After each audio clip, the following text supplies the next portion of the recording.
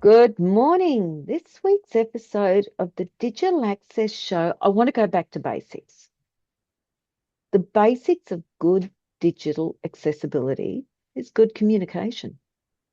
If we don't have good communication, it doesn't matter how structured, what the content of the website is, the message isn't getting across. To help me do that, I've asked Allan Parker, who's the Director of Digital Access Solutions and the founder of Peak Performance Development, to come and talk more about exploratory, digital, productive communication. Thank you so much, Allan, for coming on.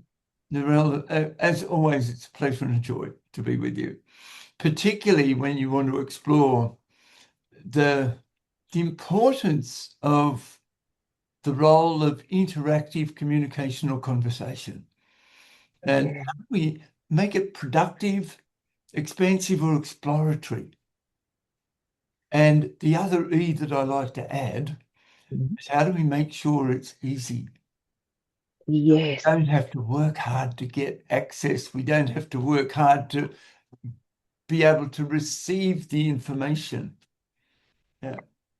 That's it. I've been at a couple of summits and different things, Allan, and do you know what? All I'm hearing is those trendy words. Inclusive. Well, if you're inclusive, aren't you being exclusive?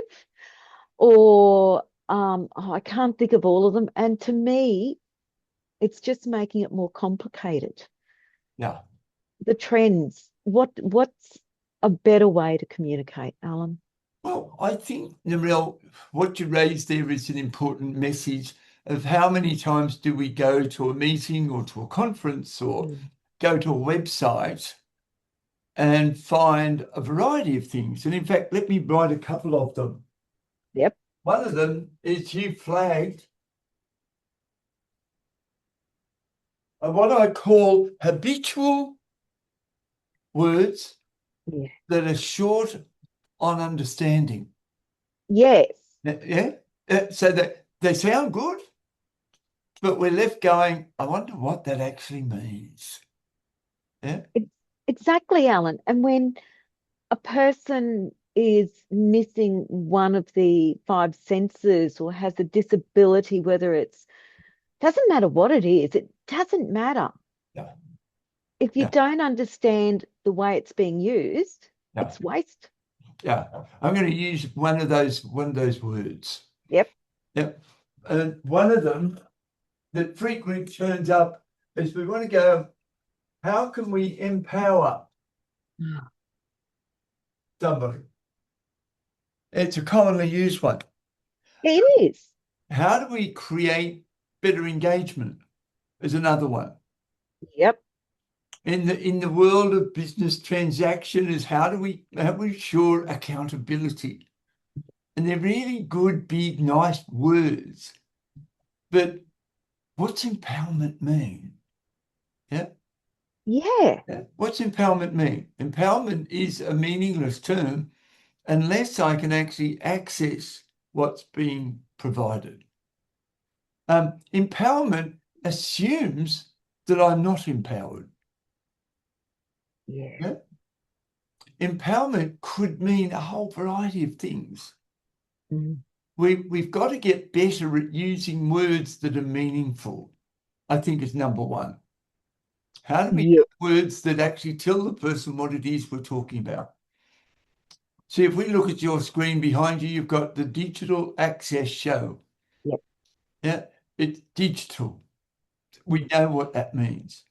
It's about access. It means Mm. can we have ease of entry, ease of availability, ease of connection, Ease of understanding. ease of understanding. Now, if I'm using that sort of word, it sounds good, but you could interpret it as one thing, and I could interpret it as a completely different one. Yeah. And Yeah. it's driving me crazy, Alan. And I'll throw one more at you. Person-centered. Oh, person-centered, lovely. Person-centered. I know it's two words, but I hear it all the time. Person-centered, choice, control. Yeah. They're And I taglines. would say, rather than person-centered, I'd like to write the word be considerate. Yeah, Yeah. Step into the other exactly. person's shoes and find out and consider what they might be thinking, needing, or feeling. Yeah. Yeah. If we use common language. And the other interesting bit, being a linguist, I'd go, if we'd only increase the number of verbs. Yeah. Yeah, Yeah. instead of nouns. See, digital access is both in that sense is a verb and a noun. Yeah, It's it not is. access, it's a thing, Yeah. but it's actually an action. It means Yeah. I can get into. Yeah. It means I And- can connect with. yeah. It means I can participate together.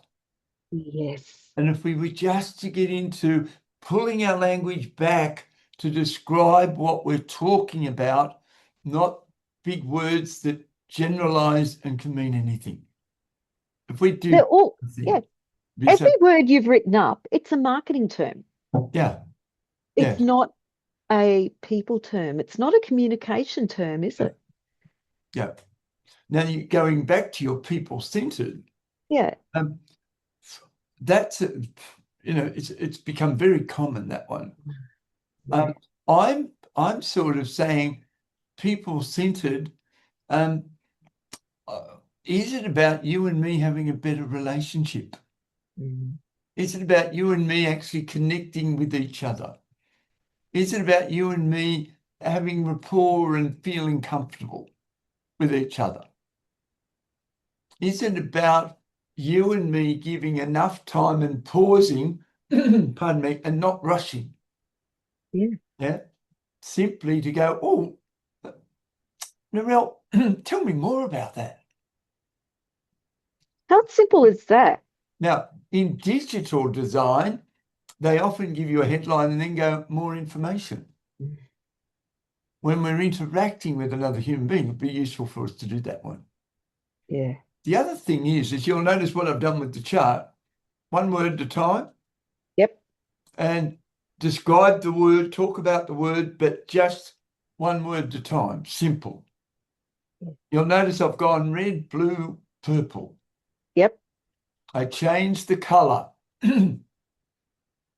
Pardon me, if we go back to the conferences you were talking about, or the events where you go and there's presentation after presentation, their slides will have 30 words on them. Well, I don't know, but I'm presuming they did. Yes. They frequently will. Yeah. Now, I'm talking about accessibility across a large scale.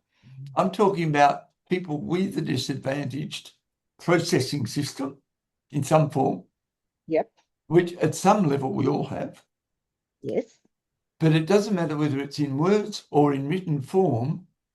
We generally use too many words without enough pausing in spoken word, without enough punctuation in written word, and without enough small paragraphs.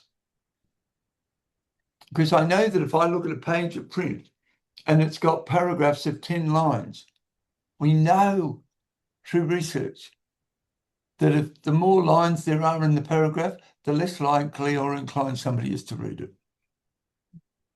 So if we take that 10 lines and break it into 3 lots of 3, the number of people who will access it because it's more accessible in smaller bites. The fact that it's in 3 chunks, the brain will remember things in 3s more than it will 10 lines in one. Yeah. Yeah. The And the moment, other thing, the your moment there's communication a break becomes or a pause, productive. the moment there's a break or a pause, piece of the brain called the thalamus goes, oops, they've stopped there. Let me put that into a particular memory bank. Yeah. And in the pause in between, the thalamus actually plays the librarian role. Mhm.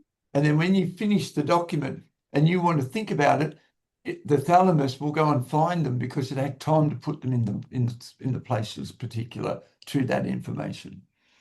And each of those paragraphs will get stored in slightly different places. Now, the more places the thalamus stores the information, the more likely we are to remember the information.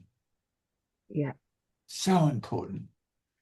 But Alan, suddenly we've now got productive communication just by changing those words. Absolutely. Absolutely. And not necessarily changing them. Mm. Pausing and go, Narelle, tell me what you actually mean specifically by people-centered. Yeah. So if we're going to be more people-centered, and that means A, B, and C.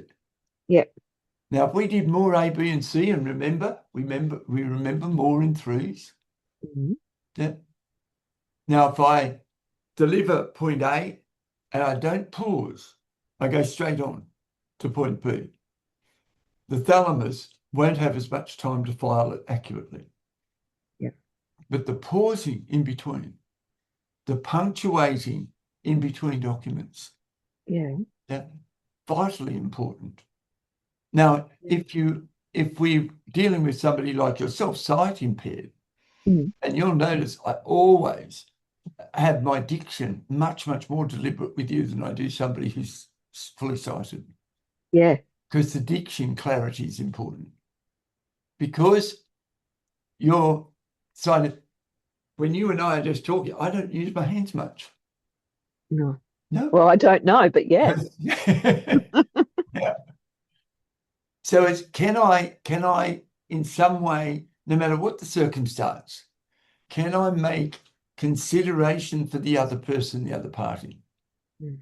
See, sighted or unsighted, if we're on the telephone, if I'm speaking at this speed and I'm not pausing and interrupting, I'm not pausing very often, but I'm talking to you continuously at that speed, you're going to at some point in time go, I wish you'd slow down.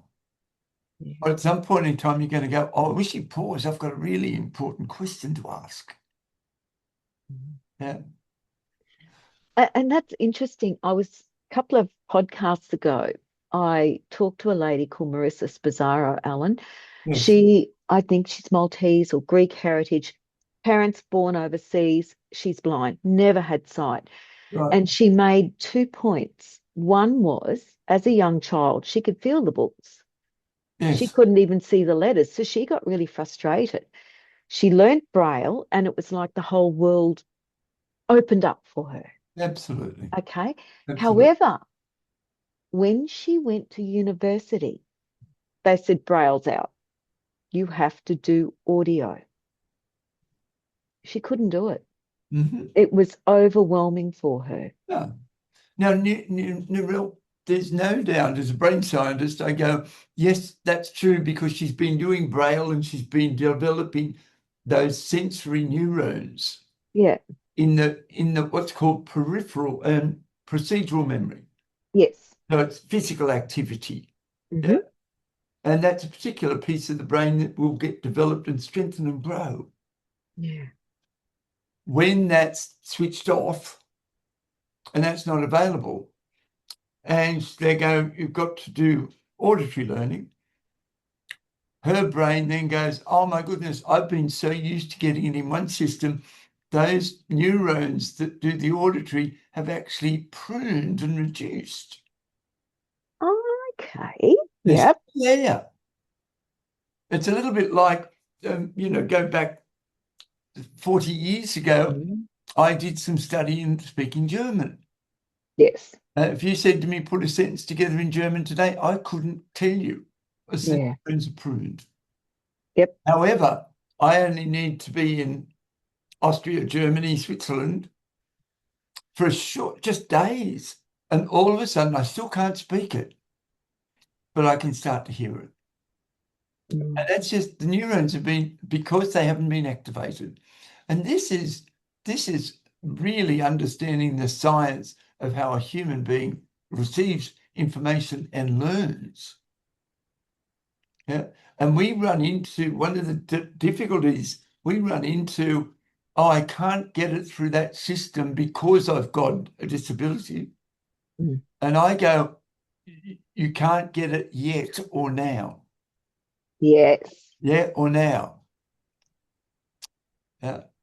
Yeah. Now, I guarantee you, if I said to that woman, I want you to not try and get everything out of the auditory system, but I want you to listen to the auditory system for 30 seconds and then hit the pause button.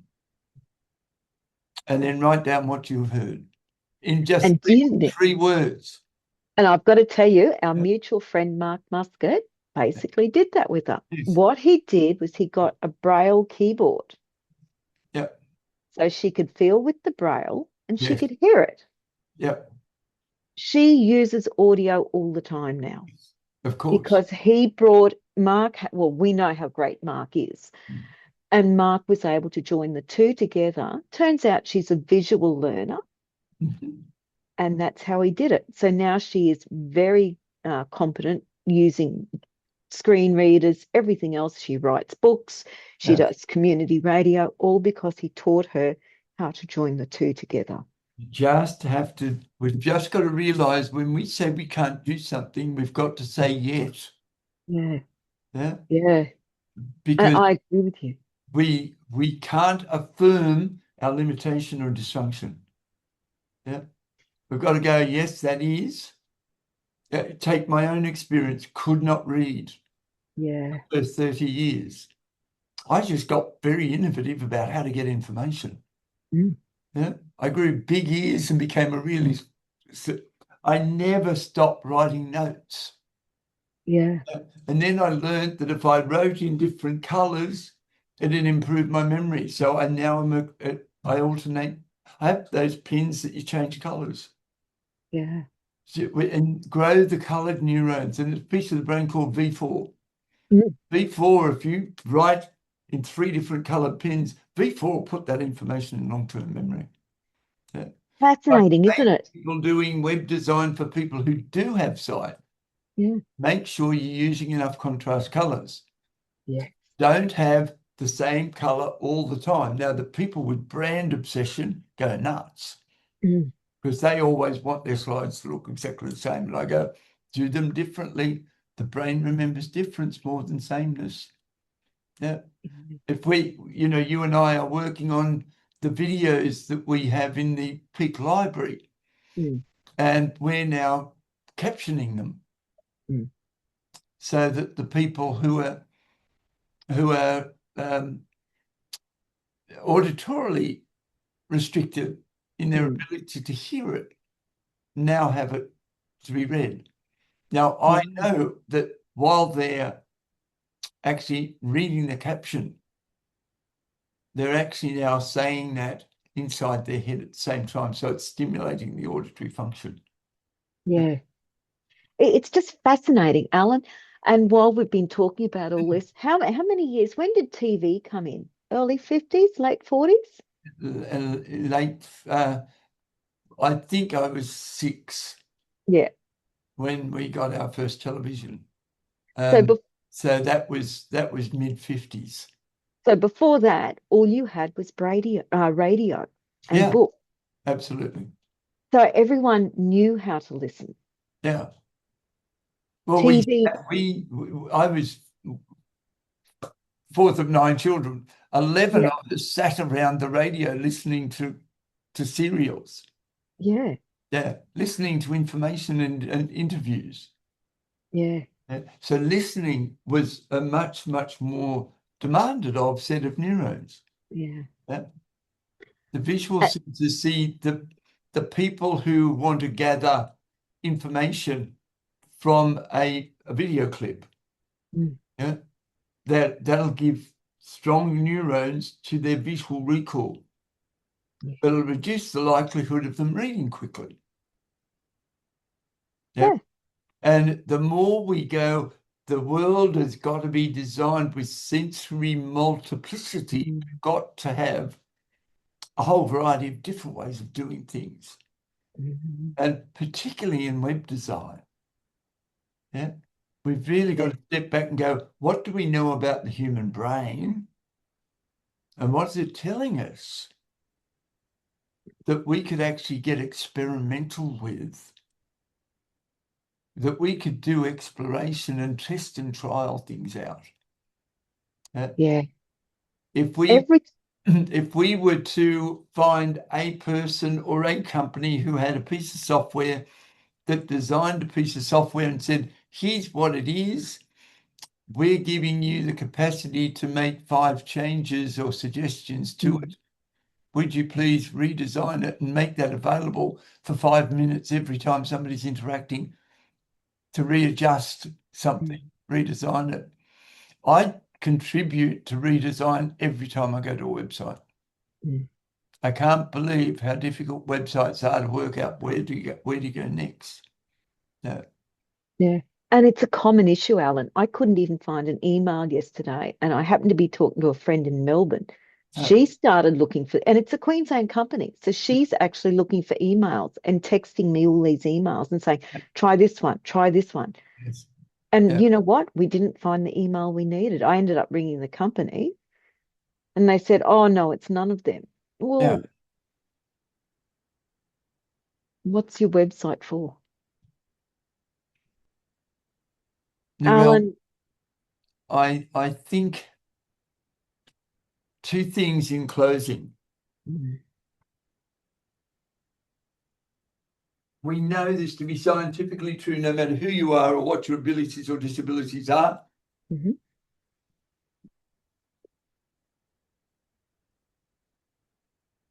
The calmer you are, the more your eye sees, if you have sight. The calmer you are, the more your ear hears.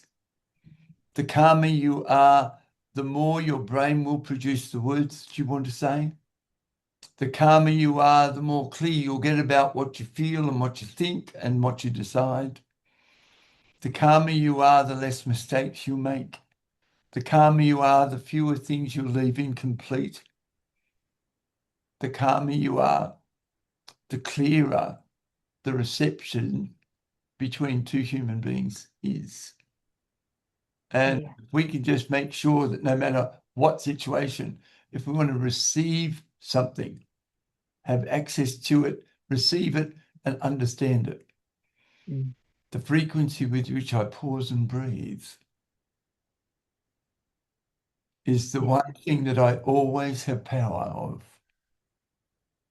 And I could always increase my accessibility with composure and oxygen. Alan, how can people get in contact with you? I get fascinated every time we talk.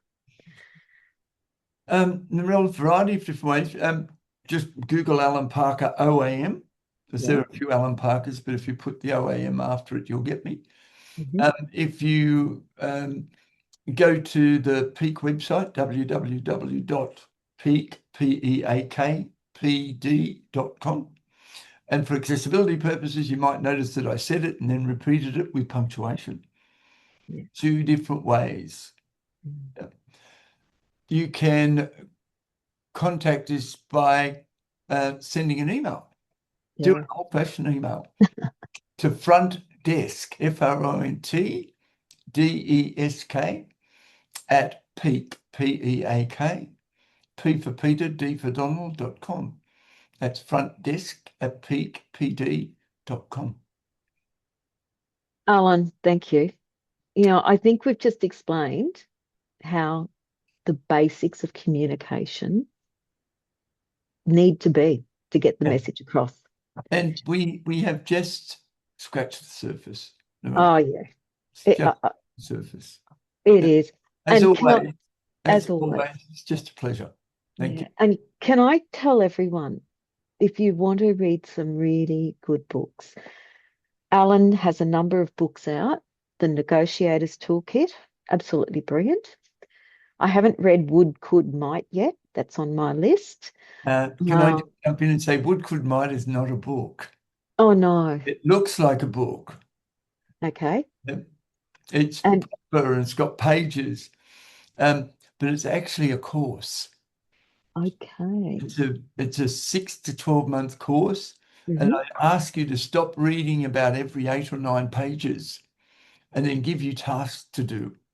things to think about, things to go and talk to people about, things to observe out in the world, and then get you to come back and do journal writing about what you've learned and what you've noticed. Yeah. And it's a what could might. It's the art and science of speculative thinking. It's how do we move from crystal intelligence, which is what we know, Mm. to fluid intelligence, which is what we do with what we know. Yeah. Yeah. And you've got two other books, and I can't remember them off the top of my head. Beyond Yes, Yeah. Negotiating and Networking, Yep. and Switch on Your Brain, which was my first book in 1984 Yeah. and still in print, an Yeah. oldie goodie. Yep. And it's on brain integration. How do we get two hemispheres to talk and work together? Yeah. Yeah. Thank you, Alan. Thanks so Okay. much for your time. Look, I'm always after feedback, advice on how we could make the Digital Access Show better. So if you do have any, please email us at reception, reception, at dasat.com.au. And we'll see you next week. Thanks again. If you like what we do, please share, review, like, subscribe. You can find all our old podcast episodes on YouTube and also on our website, dasat.com.au. And we really do and would love to receive any feedback that you can give us. So we'll see you next time on the Digital Access Show. Bye bye.